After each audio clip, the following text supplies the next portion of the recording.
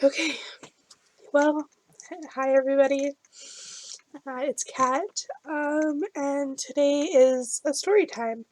As you can tell, I have different colored hair than I did before. Just brush that off. And this story time is about how fat phobia nearly ended my life. um, Just wait, you'll understand why. If you don't believe fat phobia exists, I can say that from personal experience, my weight has not contributed to a lot of health problems. Like I try to eat as healthy as possible. I work out, I do all that stuff, and doctors, when I go to the emergency room, will say, "Oh, you're fine. You need to lose weight." There's been multiple instances. Sorry, don't mind my pronunciation. I'm bad at pronouncing some things. Where I have had doctors just tell me, "Lose weight. You'll be fine." And it ended up I needed surgery. It had nothing to do with my weight, and that's happened multiple times. Um, and while I'm not saying that um, necessarily being on my weight is healthy, I'm also not saying that it contributes to my health problems.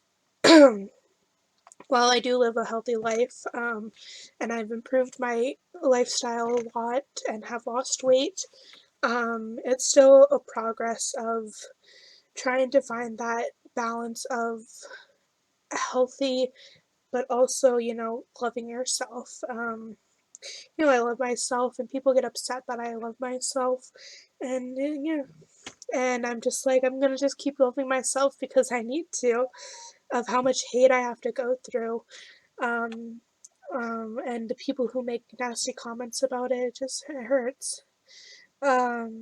And I mean, it doesn't change who I am at all. I know I'm beautiful. I know I'm a good person, but um, yeah, it's hard sometimes, and that's just, I'm trying to get to that point in my life where, I'm more comfortable in my body while I like I show I'm very comfortable. I post pictures, I feel like I am there, but there's still these days where I don't feel comfortable. And going to the doctor and being told there's nothing wrong with you, and I thought all you had to do was lose weight and you'll be fine, to almost dying a few days later. That's that sort of brings down your opinions of yourself. Like, is it really, do people really just look at me and think, oh, I just need to lose weight? That all my problems are just contributed to weight? Like, that's not true. That's not true. Like, people don't know why I weigh why I am this this big. I could go into a story time about that, but I'll probably do that a little bit later on. But this story time is just about how fat phobia almost cost me my life. So a little backstory: I suffer from chronic ear infections, and I have to get tubes put in my ears mostly about once a year, and I've been doing it since I was very, very little. I've had 22 surgeries. Most of them are for my ears, just putting tubes in my ears so that when I do get an ear infection, it just drains out and doesn't cause me pain. Um, but the doctor said that once I become like 16 and up, that I shouldn't need them anymore, but that's ended up not being true, and I still need them. And I'm actually having a surgery at the end of September. They're not putting me under this time, um, and they're just gonna do it in the clinic, and I'm gonna get it done, because of last time, I assume. Um, Okay, so last year, in September of 2021, the very beginning of September, about September 3rd, I think it was, I had surgery scheduled for that day. So my husband and he takes off work. He brings me to the hospital. I get prepped for surgery. It's only like about a 30-minute surgery because it's just a quick put the tubes in, all that stuff, and you're done. And then he checks my ears to make sure there's nothing else wrong with it. Um, so I thought it was just going to be like a routine surgery because I've had this done multiple times. Um, and the thing is that this one wasn't like the other ones. During my surgery, I had ended up waking up from anesthesia. I had woken up during my surgery and I started freaking out. Um, and this has never happened before. Usually I wake up in recovery. I don't wake up like still in the operating room. Um, and I started freaking out, and the reason I had woken up is because it felt like I was having like someone sit on my chest. Like I felt like someone was sitting on my chest to the point where I was like I couldn't breathe. I was like gasping for breaths. And and the nurses and doctors were trying to calm me down, and I finally calmed down enough as soon as I got into the recovery area. And I was there for about a good hour and a half, 2 hours, which is a lot longer than you need to be. Usually I'm only in there for about 30 minutes for recovery because it's just a typical, like, you just wait there, make sure your vitals are all good. But my vitals were not good. My oxygen kept dropping below 90. Um, and so they had to keep me there longer. And as I went into the surgery feeling perfectly fine. Um, I went to surgery feeling perfectly fine and nothing, like no chest pain or anything like that. And I come out with chest pain, and I was like, maybe it's just because of like, I woke up, maybe they had to do something that I'm not aware of. And so I was there, and like um, they had me on oxygen while I was in recovery. That's not normal. Like I'm not normally on oxygen when I come into recovery, but um, I was put on oxygen because my oxygen levels kept dropping, and so it would be like about 10 minutes, and then I would take my oxygen off, and then it would just drop instantly again. And it was a bit scary, honestly. My husband was wondering what was going on because he had no idea why it was taking so long for them to call him back up into the room so that we could go. And well, uh, my oxygen just kept dropping, and then finally, it was stable enough. After about an hour and a half, 2 hours, like it has to be stable for about 30 minutes, I think. And then they can send you on your way. And well, it was stable for it was stable enough so that they felt comfortable sending me out. Plus, they had also had people that needed that space in recovery, so they sent me back to my room, um, where I waited for my husband for about um, an hour because they didn't call him right away. And when the nurse came in, I had explained. Hold on, let me back up. I'm really bad at telling stories, so just give me a minute. When I was in recovery, I had it was a student anesthesiologist. He was helping with the anesthesiologist there, and he had come in and explained to me that during my surgery, something about my veins collapsing and that they had to pump air into my lungs. And that is what he had said to me, and I was like, well, that's never happened before. I've never had any complications during surgery. Um, and so this was a very like new, shocking thing. I was like, I should be fine. They're like, there shouldn't be anything wrong. Um, so yeah, like that happens, and then because I've never spoken to an anesthesiologist after, I've never spoken to a doctor right after. Like it usually just happens. Like, oh, you're good to go. Because it's a very routine procedure. Like multiple people get tubes put into their ears.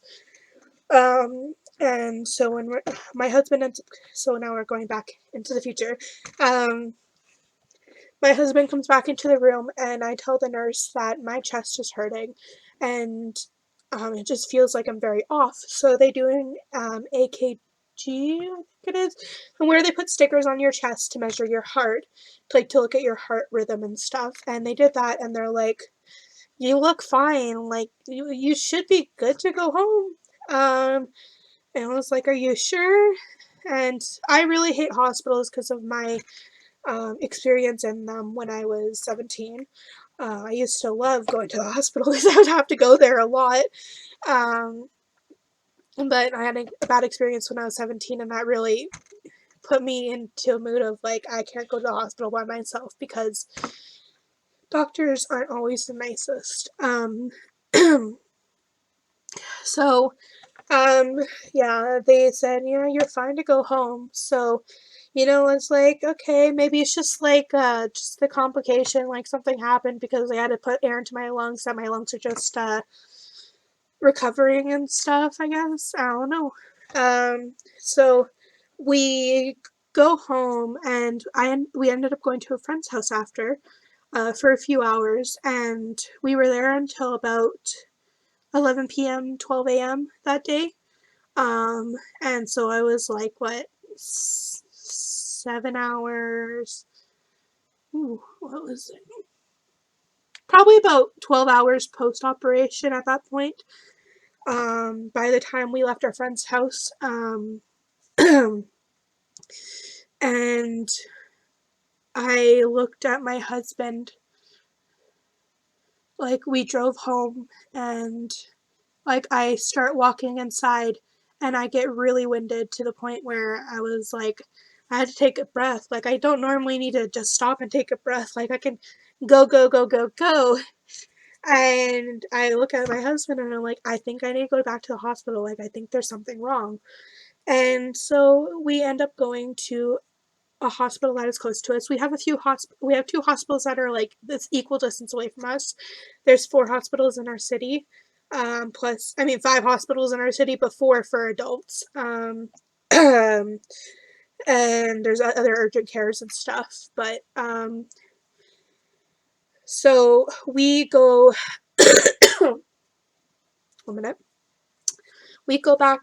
We go to the hospital. We go to a different hospital than I had my surgery in, and I've been to this hospital once before.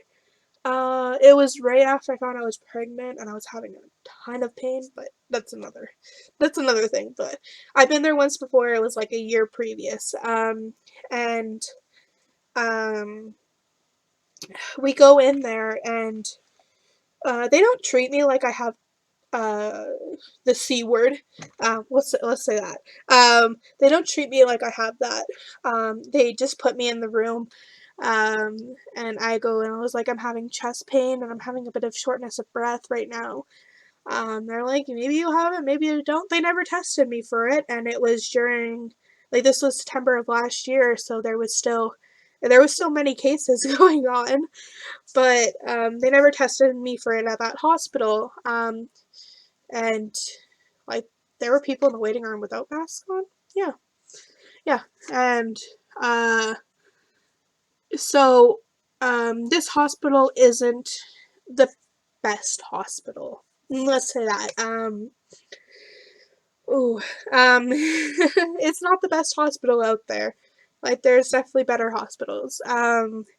And so we were in there. I had gotten a scan of my chest done.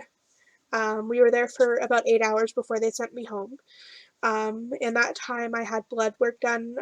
I had my chest scanned, and stuff. My blood work came back that I was high for the what is it? The white blood cell counts, like the thing that indicates that you have an infection. But they said that's normal because I had just had a surgery, that it would be high. Um, and then I had a few, like, my charts in there when I had gone in.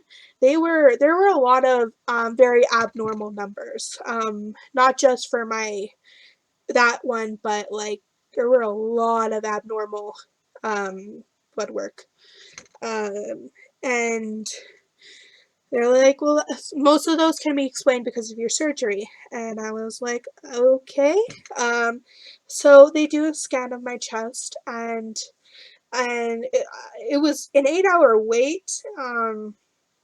Usually when people come in with chest pain, it tends to be a bit higher priority because there's a lot of things that can contribute to chest pain, such as heart attacks, like being really sick with the C word. And it was still an 8-hour wait to get everything done and to have like the doctors say that whatever. And so my husband and I are just sitting in the waiting room. Barely any people there, barely. But probably the most in the waiting room at a time was about six or seven people, but that some of them had spouses with them too. So it wasn't very many. And uh, the doctor comes back to me after it was about what 8 a.m. in the morning, 7 a.m. in the morning, and of course my they had given me some pain medication, and it was right here. I don't know if I can see. Um, right here is where it was hurting. Um, and then after a few hours being there, like my back started hurting too. Like it wasn't back pain, it wasn't on my spine at all. It was on the right side, to the right side of um, my right side of my back. And it calmed down a bit. They didn't give me any medications. They put a bit of fluids into me, and they didn't do anything other than that. Uh, they just gave me a bit of pain medication for, they're like, oh, here, have this. Hopefully it'll make you feel better. And the doctor, this is the part where it gets hard to hear if you're not comfortable hearing this. I will skip on because the next few parts of this story is a bit long, like a bit hard to hear. I was told by the doctor, he pulled me into a different room. He said, "You are fine. You can go home." And that the reason why your chest hurts is because you need to lose weight. You need to lose weight, and then you won't have any problems anymore. You'll be 100% healthy pretty much. That's what he was saying. But he said to me in clear words, you need to lose weight, and your chest pain will go away. Mind you, I've never experienced chest pain like this before. I do have asthma. I've had asthma my whole life. I was diagnosed with like irregular breathing patterns when I was a child, but I took a lot of inhalers and I had asthma. Um, and and the irregular breathing problems resolved itself, but the asthma, like, means asthma's for like pretty much forever. And I was really confused because I was like, but I've never experienced this chest pain. And I told my husband, I'm like, I guess I'm feeling a little bit better. Let's go home. And so we end up going home. And at this point, I'm getting a bit more exhausted. Like, I'm still having trouble, like, walking and breathing. But I'm starting to become a bit more tired at this point. And we go home. Um, and he didn't have work for the next few days because it just happened that he was off, which is weird because he works every single day. So yeah, he had a few days. He had like 2 days off in a row. And I was like to him, I think you should take tomorrow off because I'm just not feeling the best right now. And he's like, I'll see what happens. And and then as when we got home, we were just Onyx wasn't with us at this point because he had gone to my mom's to for the surgery so that my husband could be there with me, Philip could be there with me while I get the surgery. And then I was gonna pick him up the next day, but then I was like to my mom, I'm like, I have to go to the hospital, like I just don't feel right. And she's like, okay, fine, we'll keep him a few more days while you get that sorted out. And hopefully it's nothing. And Um, I we go home. We're just there, and uh, at about so we left the hospital about 8 a.m. At about 6 p.m., 7 p.m., I want to say, maybe a bit later. I was like, I'm getting worse. My back is hurting. Um, a lot more. I can't lay on it was either my left side or my right side. I could only lay on one side, and I couldn't lay on my back, um, to like lay down, and sleep. Because it would hurt more if I laid on one certain side. And I go to my husband and I was like, I think we need to go back to the hospital. I think there's something still wrong. Because it's getting worse. So we end up going to a different hospital this time. This one's the best rated hospital in our city. And it's like it's one of the two hospitals that's close to us. And we go there, and so the other hospital I let Philip come in, but this one, I had gone into the admitting, um, and I told them that I'm having chest pain and shortness of breath, and I'm just feeling a bit more exhausted.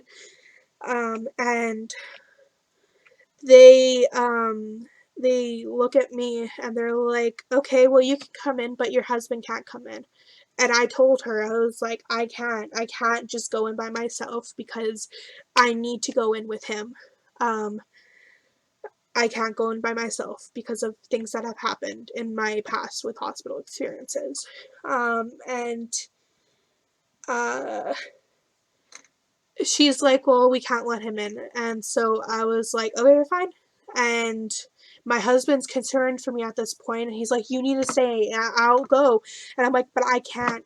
I can't do this by myself. Like, of these really bad experiences. Like, they were bad experiences. Um, and so I end up walking out of the hospital. Um, and we sort of have like a little fight in the parking lot because he was worried about me. He's like, you need to go in, you need to get seen. There's something wrong. There's something very wrong because your chest should not hurting. Your chest should not be hurting. It has never hurt like this before. You need to get seen. Um, and um, I was like, I can't go in. So he ended up calling an ambulance for me. Even though we were in the parking lot, he called an ambulance because that's who he is. And because he thought that they would end up getting me to go in. And I was like, that's not how that works. It's voluntary, to go into a hospital. And they're not going to just take me in just because they think there's something wrong. And uh, the ambulance drivers are like, well, what's wrong? And I was like, I didn't want to tell them because then they're going to be like, you need to go back to the hospital. And they're like, well, if you want, you can go to urgent care and he can stay with you in urgent care. And we would have driven downtown for that. And I was like, okay, I guess if that's what we're gonna do. And well, my husband's like, okay, we'll go to urgent care. And then by this time, I'm like really tired and I just want to sleep. I didn't sleep the night previously because we were at the hospital like all night. Trying to find out what's wrong. I came home. I slept for like a few hours, and I'm like, I'm just exhausted. Like, can we just go tomorrow? And he's like, fine, we'll go tomorrow. Um, uh, in the morning, after that, I woke up and I had started a fever. It wasn't just a mild fever, it was a very strong fever to the point where I was drenched in sweat, but I felt extremely cold. Um, I was shaking. Um, it was a lot. It was a lot. And we, um, God, hold on one second. um, So I woke up and he's like, "You are burning up right now. We need to go to the doctors." And I'm like, "Please just give me a few hours. I'll go when I'm ready." Um, and so at about 2 p.m., I think it was, um, after the point where I was just so uncomfortable with the pain and the fever that, and I didn't have enough energy to keep my eyes open. Like I had zero energy. Like if you can't keep your eyes open, that's a good sign to go to the hospital, or definitely go to the hospital, I would say. I mean, I'm not a doctor, but if you don't have enough energy to keep your eyes open, and you have a fever, that's a good indication that, yeah, you should go to the hospital. Um, I'm not a doctor. I'm not giving medical advice. But um, I was like to him, I was like, we'll go to a walk-in clinic. We will go to a walk-in clinic, and I'll get seen there.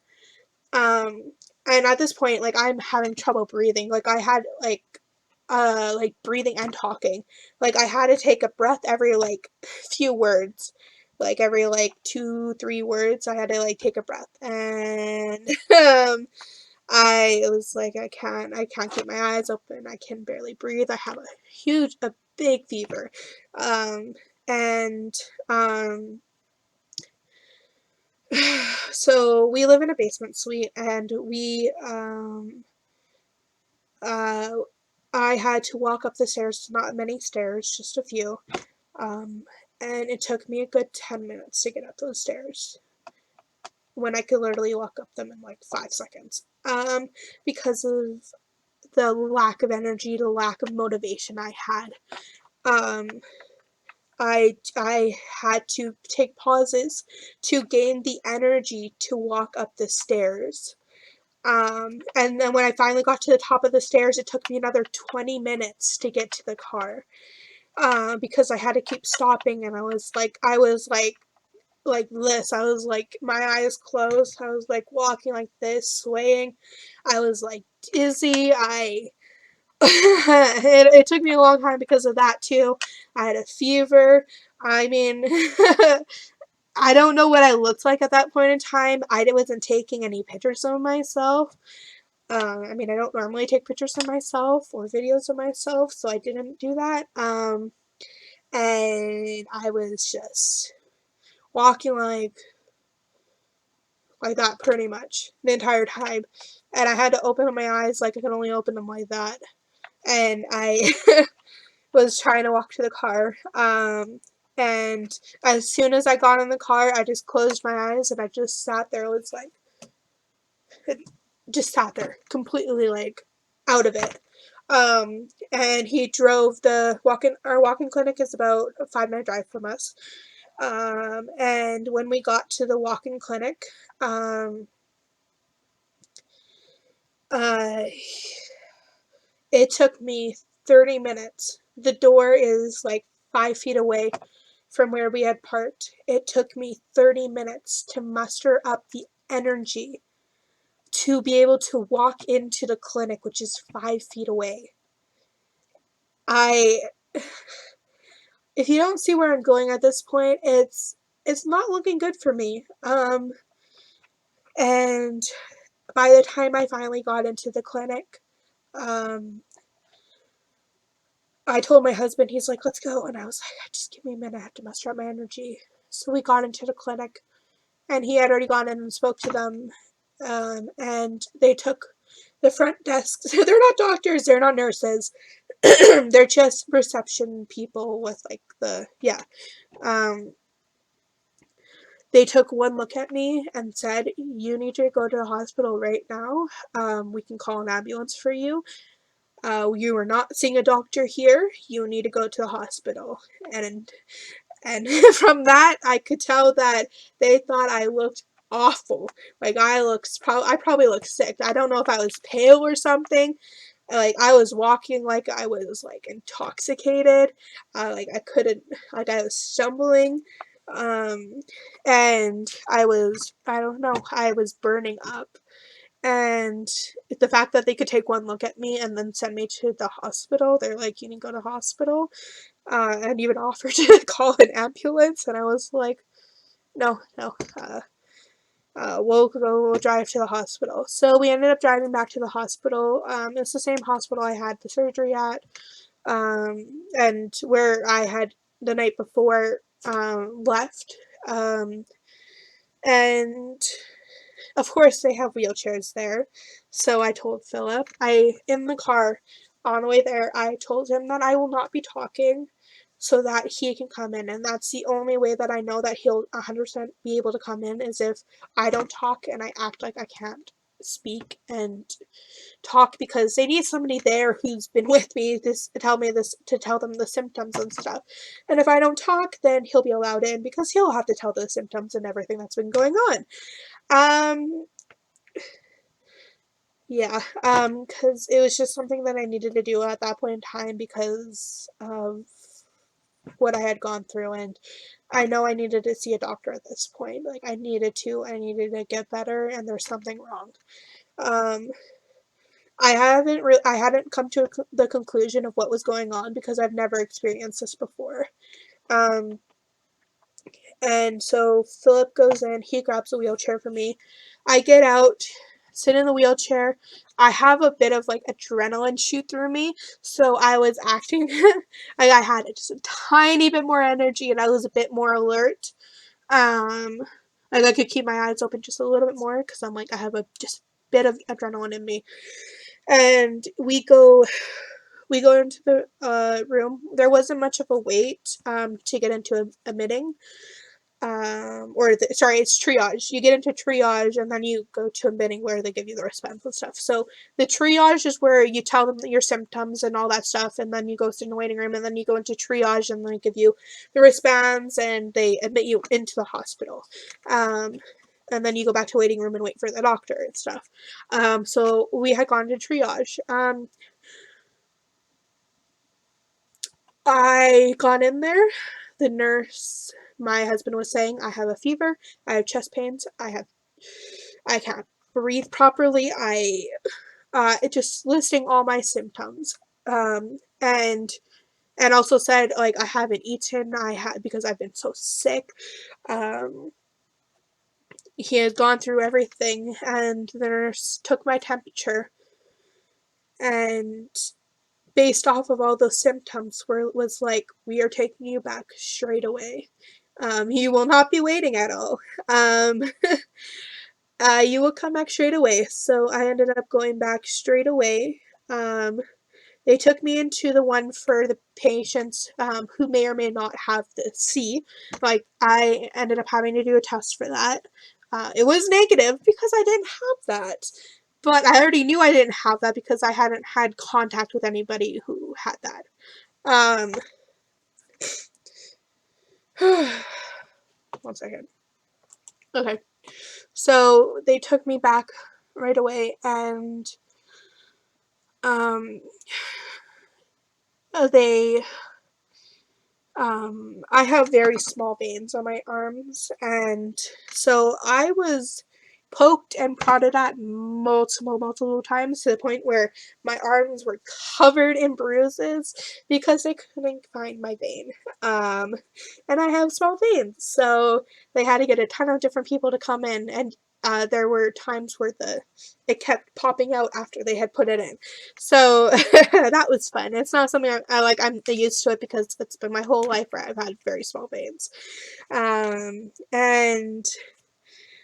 um, the doctor, he was so concerned for me. He was coming in and he's like, "Oh my God, you need to get better. Like there's something very, very wrong." And he's like going around asking all these questions, and I'm just there. And I was like, "Oh yeah." And my husband starts just like answering all the questions, and I'm there like out of bed, like I just want to sleep. I am exhausted. I just want to close my eyes and sleep. So I'm gonna take a pause from the story and from that part and say that during this experience, this um, I had felt that if it was my time to go, that I would be fine with that. I've had a child. Um, it's a little bit hard to hear, so there's a just know that it's just I had felt that like it was my time to go. A lot of people, when people talk about the end of life, they say that, you feel at peace with um, with the fact that you have to go. A lot of people say that, and that's what they're told. And I had felt at peace with myself, and thought that if this is how I go because I'm sick, then that is how I go, and I feel totally fine doing that. Um, it's if you're never in that position where you are on the brink of death, pretty much,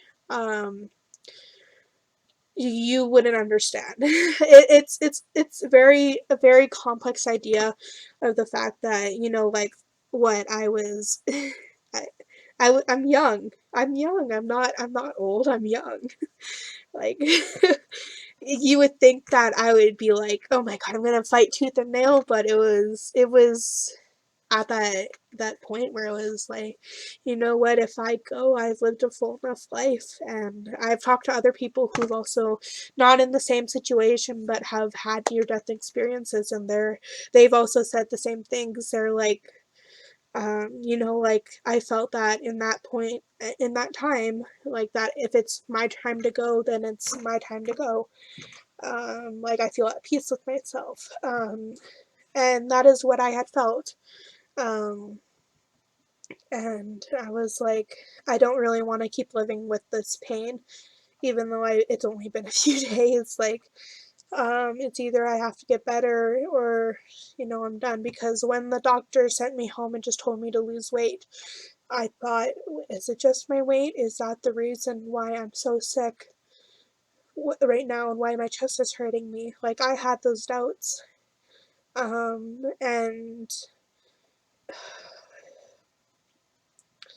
you know, when people say fat phobia doesn't exist, I can tell you from experience and multiple experiences that it does, especially in the medical field, where these doctors are told that when you are fat, when you are born a female, um, and that because and when you were older, I mean, I'm on the younger side, but they're like, you don't take those people seriously because they overreact, which isn't true.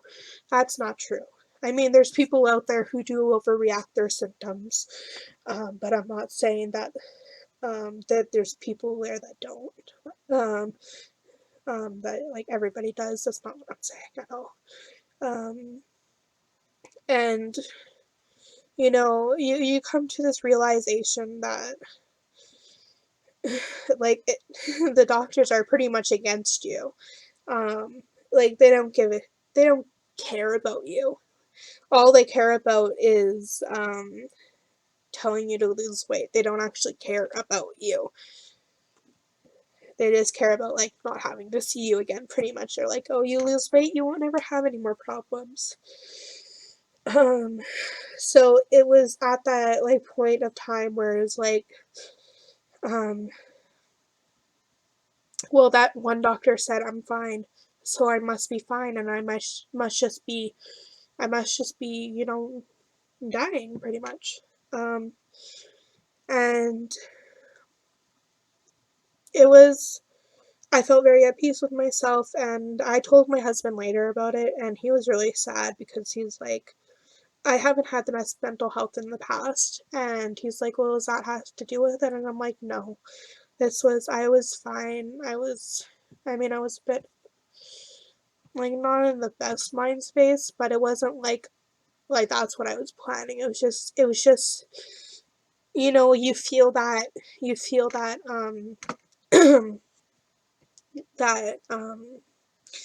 feeling when you're close to death.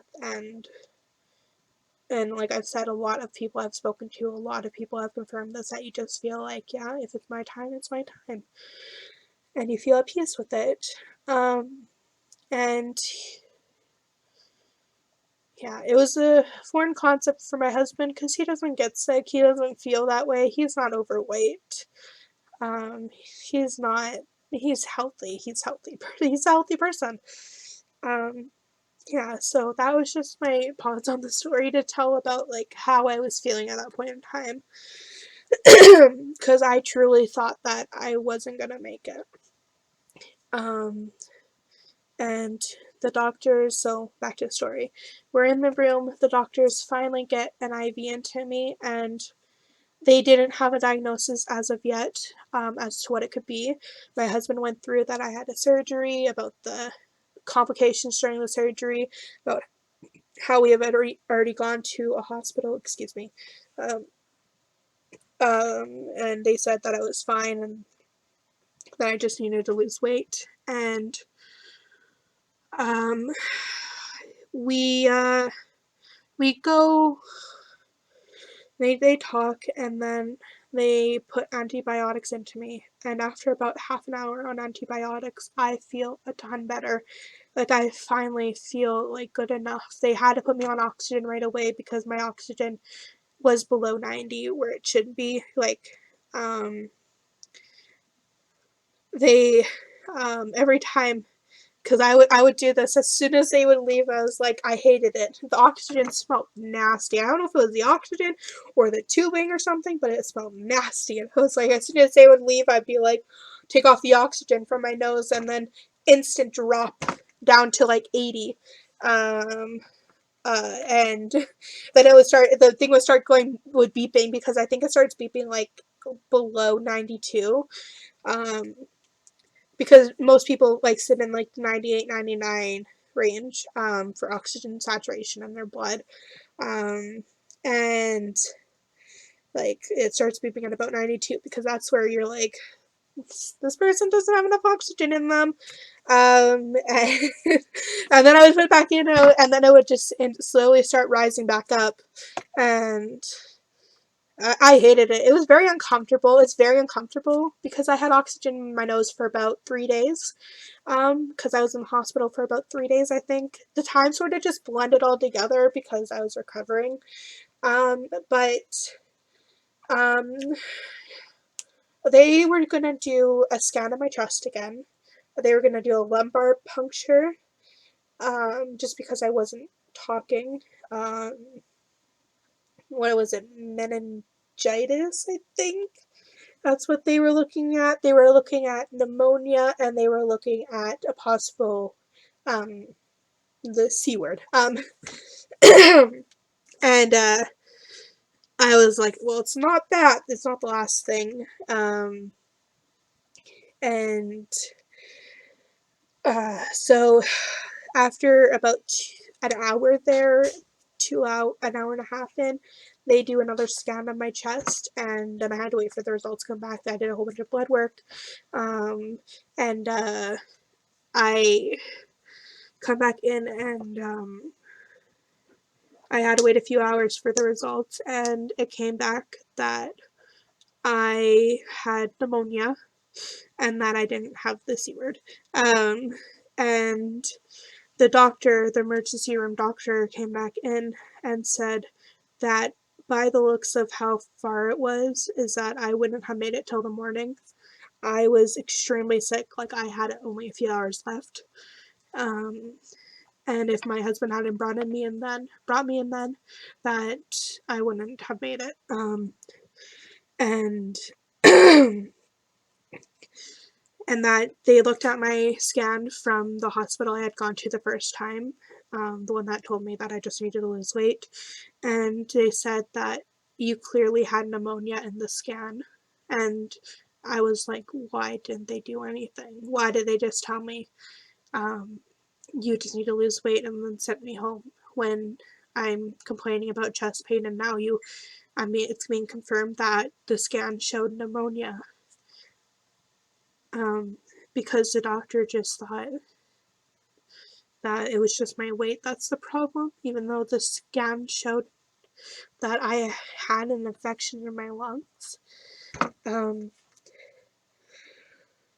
yeah, it's a bit hard to hear. It's a bit hard to hear that, you know, these doctors that are supposed to help make you better contributed to the fact that I had almost not been here anymore. Um, And I've heard multiple stories where people who've gone through the same exact experiences, um, because the doctors just look at them and they'll look at you and you're like, you just need to lose weight. And people who've been in my exact position where they've had pneumonia and sadly they had ended up passing because the doctors refused to help. Um, um, yeah. So after they confirmed, I was there for about, 12 hours at that point. Um, and they had said, we're just waiting for a room, and I waited about a few more hours. I think it was about 3 a.m. No, it wasn't 3 a.m. It was about 1 a.m. I think it was. They said, okay, we have a room for you up in a different floor, in like the floor meant for people with pneumonia and like lung conditions. So when we got up there, I was in a wheelchair and they were rolling me up there, and of course I couldn't walk because I had pneumonia. Like, I was really sick. And I got in there and like it's all older people that are in their 70s, 80s that are up there. Um, the reason I never came to conclusion beforehand when I had gone in, I was like, I don't know what this is because pneumonia wasn't on the top of my list, because I had thought that only older people get pneumonia, which is false, very false, until I read up about it later. Um, and I was like, I don't know how it's possible I have pneumonia. And then I immediately think that it's just because of the surgery and because they had to shove air into my lungs and they introduced probably a bacteria or something into my lungs. And that what's caused the infection in my lungs. And whew, I think I had a lot, don't mind me. You my husband was like, okay, well, we finally have a diagnosis, you're getting better, they're giving you, I was given a ton of antibiotics. I was in the hospital for 3 days. The doctor on the floor specifically for the lungs, he was like one of the best doctors I've ever had. He was very kind. He was very understanding of me. I told him, "Can I go home?" This was like after 24 hours being in the hospital. I was like, "I feel better." He was like, "Well, your oxygen's still dropping. Um, I will not stop you from going home, but if you do go home, you will most likely need oxygen to go home with. And I just recommend staying here. Like, I'm not gonna stop you. You are free to go." And he was just very kind about it. And I'm like, if it were any other doctor, I probably would have left. But I was like, there was just something about him that made him feel like he was like he was kind and he was actually there to like for my best interest. Um, and so I didn't go home. I was there for 3 days, and the last day, I think I had to be off oxygen for about 24 hours before they could send me home. There was a specific amount of time that I had to be off oxygen for them to send me home. Like, and so I was taken off oxygen either the day before I left or the day I left. I can't remember exactly. Like I said, all this sort of merges together. And we he sends me like um he comes in and he's like, "You're free to go," and I'm like, I feel a ton better. Um, he's like, "It's probably gonna take you 2 months to years for your lungs to fully recover from it because pneumonia is a very serious condition." Um, and like a lot of people don't make it when they have it. And he's like, "Since you're young, your lungs should be able to do it." And um, yeah, Um, he's like, you should be able to be recovered in like within like a year or two, where other people take a lot longer to do. And I was like, well, that's good. Um, so as soon as we left, like I was still having trouble like walking and breathing, but my oxygen wasn't dropping anymore below 90. I was just dropping in between 90 and 100. Like it was still hard to breathe. Like my lungs aren't still like even right now, they're mostly okay now. I mean, there's still times where it's like I can't breathe as much, but since I've started working out more, my lungs have definitely improved. Um, and yeah, um, and pneumonia can take you really quickly. I just happen to have lasted a bit longer than normal. And I think it's because of the fact that I played a lot of instruments and I sang a lot, so I had a bit stronger lungs than what most people do. Um, yeah, um, but we got home and it was a bit of a recovery. I had missed my sister's birthday. Onyx was still with my mom.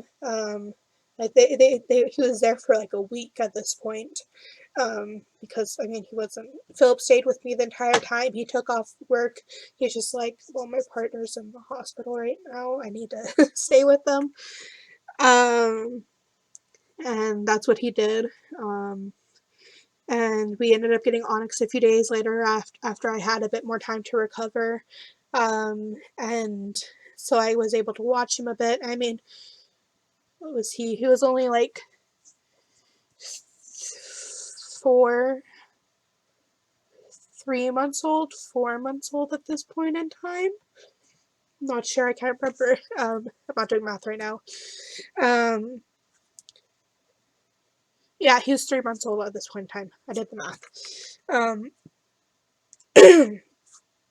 I mean, so he wasn't doing very much. It was very easy to just like put him down, put him to sleep, and then be on my way. So it wasn't a big deal that I had to watch him. And yeah, but you know what? This is like a hard time in my life because not many people get to that point in their time in a life where you're like on the verge of death. And I think it was because I was there that I have a new perspective on life. Like, I used to be terrified of death. And now I'm like, if it happens, it happens. Like, I've lived a good life. Um, and I mean, I'd rather it not happen, but, it happens. I just have a new outlook on life. I now try to live a lot more fuller so that I see more things, I do more things before, my time is up. And um, yeah, and this is a story of how fat phobia like nearly cost me my life, and it's a hard story. I wanted to do this story time for like the longest time, but it was very hard to do because I was like, I don't know if I really want to tell that story because it was very hard on me emotionally after. It was very hard on my family. And there were a lot of friends who reached out to me who were like, I'm really sorry this has happened, and I'm glad you're still here.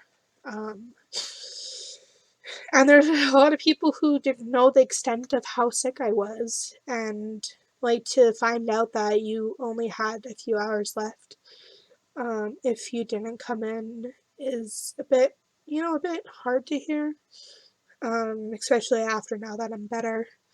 Um, my husband was so thankful that he ended up bringing me in then, and yeah. Um,